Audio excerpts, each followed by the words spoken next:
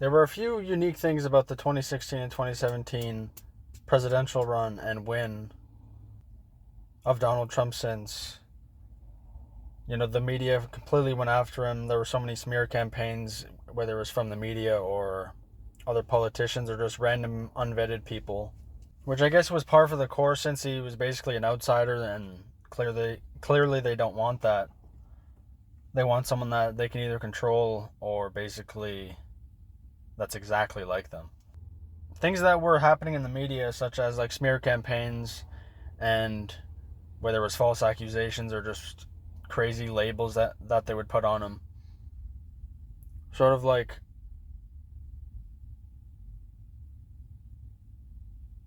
the recent situation with Biden calling Trump supporters garbage for, a joke from a roast comedian.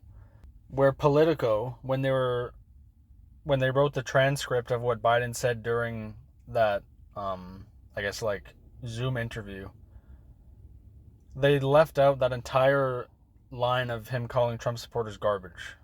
So if you read that transcript, you would never know what he actually said. So they completely left that out. So one, the media leaves things out of what they say when they actually talk shit about other people and or Americans. But when the known liar, John Kelly, makes up a claim with no proof that Trump called troops suckers and losers, or that he, I don't know, like idolizes Hitler and wants the people around him to be like Hitler's generals, when there were no other people in the room that heard that.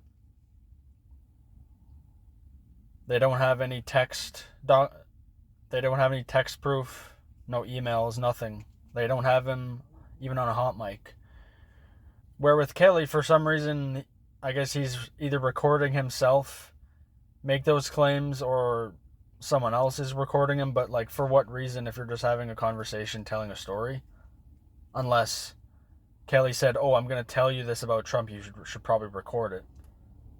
And then it's funny how it just comes out in October as like a really bad October surprise.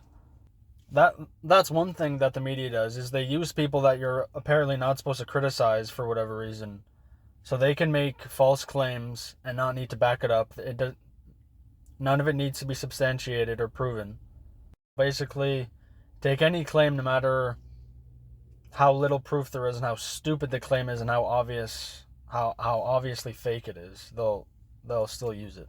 One thing that you can probably expect to happen is sort of mass protests, whether it's on inauguration day or maybe within the first year, which I don't think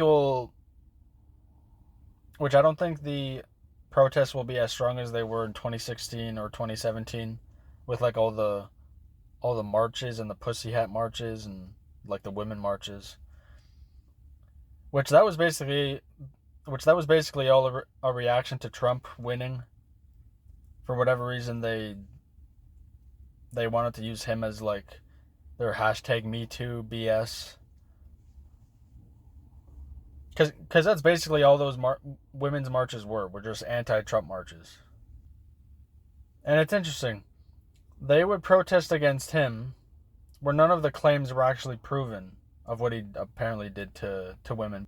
But when it came to Epstein or Weinstein, for that matter, the person that Meryl Streep called God on stage, they didn't protest or do anything about them even before they were arrested. It was all a group effort to go after Trump, and that was basically it. And it all failed. Like it all accumulated into no one caring about Me Too. Just all of it, not all of it, but most of it was BS.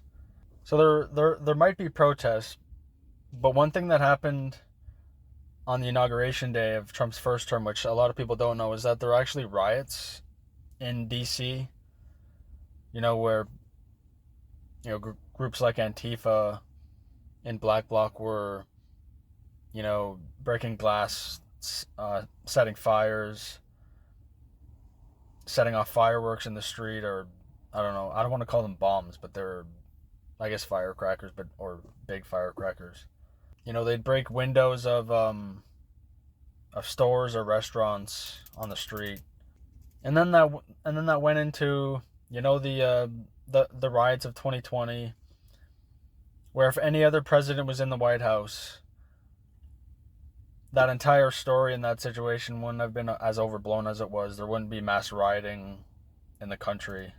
It was just all a reaction to him accumulating from, Hollywood, social media, and then the mainstream media, all going after him, basically brainwashing people. And thinking that it's basically his fault for some reason, even though similar things happened to Obama during his administration, where similar instances happened, and there were small protests, but it wasn't like mass rioting or anything. And they definitely didn't blame him for what happened to any of those people. So there will probably be, protests in parks, whether it's in Austin or, Dallas, or anywhere near a municipal building, which usually don't get that big. But I think under Trump they got bigger just because people were so polarized for whatever reason. And I don't think the protests will be as big, and the marches, I don't think they'll be as big, because they know that political activity, it seems so disingenuous, and it didn't really get them anywhere. But one important thing about Trump winning is, I think there will probably be some unrest, a lot of protesting, possibly riots, depending on if a situation is overblown, kind of like 2020 with fentanyl Floyd, where I think so many people are polarized and emotional about Trump that we might get some riots depending on what happens. Which some people would be like, if someone is so polarizing or seemingly polarizing, why not just vote for someone else to maybe calm things down? Which is, I guess, in a way, an understandable question, but you have to remember, voting for someone else that wouldn't cause people to have that reaction may have short-term benefits,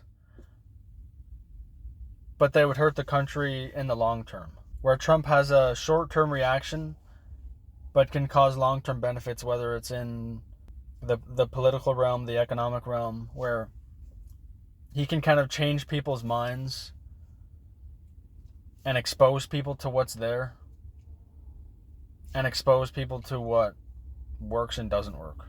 And one really important thing is, even though the Democrats and people like Kamala and retards like her, they talk about January 6th all the time, blah blah blah, and how Pence had to certify for sure, and he had no other choice. Which is interesting, because during the CNN town hall, I believe her name is Caitlyn, she even admitted with her own words that there was a law present that allowed Pence to do what people wanted him to do. And she said that they had to strengthen the law, aka which Trump said change the law. And I think with all of the BS with the Russian collusion, that actually hurt Trump more than it helped him. Because the company that was being paid, the people that were being paid, were actually going more anti-Trump than pro-Trump, if anything at all. After they started getting paid, they started saying negative things about him more and more. So if anything, it hurt him. But they'll probably claim, someone like Kamala will claim, oh, he colluded with the Russians, or Russia helped him, whether it was a direct collusion or not between Trump and Putin. I think they're going to say that, right-wing extremism and the terrorists or whatever bullshit and Russian collusion, and how he's a fascist dictator, which they don't even know what that means. They'll say he's not fit for president. She'll probably say he's too old, even though he can talk for 2 hours and fly to another city and do a rally and do it. He can do a 3-hour interview, fly to another city, and then do another rally. By the way, with the Undertaker's entrance song, which is bass as fuck. So I wouldn't be surprised if, even though they virtue signal about the vice president having to certify the election, I think there's a chance that she actually doesn't do it. I think there's a chance that she doesn't certify if he wins. Because if you look at Raskin, he's already said things about not certifying and, basically starting a civil war, and that was actually recorded, so we have proof of him saying that. And it's funny, they call him a fascist or a dictator, but they're the ones going after him legally and financially. And then if he says that we're going to arrest any criminals within the government, the Democrats say that he wants to use the military to go after Americans, which to me, that's like saying all Americans are criminals or all criminals are Americans. It's kind of like saying, it's kind of like if you're talking about illegals and illegal immigration and then you bring up immigrants. Like, those are two different categories, where the left always conflates illegal immigration and immigrants into one thing. So I think that there's a big chance that she doesn't certify. Clearly, they're going to carry on the demonization in the media. And it's funny. The media is so against him and hate him so much, but they call him a fascist. The one guy that has no control over the media is apparently the fascist. But they're retarded. I think they'll probably put people on a list that either really support Trump or people that are in his campaign or in his cabinet. So when after Trump leaves, if the Democrats win, they can go after them criminally and financially. With the illegal immigration thing, they'll claim that he is treating them poorly or that he's splitting up families, which they don't even know if they're actually families or not, or if it's a coyote or just like a cartel member trafficking a child across and then using that child to get into the country, quote unquote, legally. It's like, if a parent is driving their kid somewhere, but they're driving drunk and a cop stops them, the driver goes to jail and the child will be either they'll call someone else to pick up the child, or they'll have to keep the child somewhere wherever the police would keep them. So one way or another, even in that instance, they'd have to technically split up the quote-unquote family. But in the case of illegal immigration, you don't have another guardian to call because the guardians present in that kid's life at the moment are either in another country or committing a crime, so they have to be separated from children because they committed a crime. And the media is going to lie about the border bill, which Kamala lies about that all the time, which was a terrible bill. And then they'll probably blame any small thing that happens. It's like the media and even Kamala, they lie about stupid shit like that border bill that was terrible, that wouldn't have worked. Could have made things a lot worse. And she says, oh, we need a bill. No, you just need to follow the already present laws and fund and allow Border Patrol and ICE to do their jobs. Which, it's funny. Kamala says that she cares about border security, but she wanted to disband ICE, which is one of the best parts of border security. So, in conclusion, I think a lot of chaotic shit can happen, but I think instead of having 4 years of another Democrat, which in Kamala would probably ruin the country within 4 years, or a weak Republican, which would allow the country to be ruined, maybe not in that administration, but within the next 8 years, maybe 10 years. But with Kamala, it'd be basically chalked right away. Where now you have another 4 years of strength and peace, unless people like Milley or John Kelly lie and then withhold vital information that in that case should actually be treasonous, but since they're part of the establishment, they don't even get investigated. So there may be chaos, there may be some riots for overblown incidents. There will probably be some protests. There's going to be a lot of demonization. You're probably going to be put on the list depending on who you are if you're not already on one. There's going to be a lot of outrage coming from the media. But I think in the long run, it's clearly a massive net positive.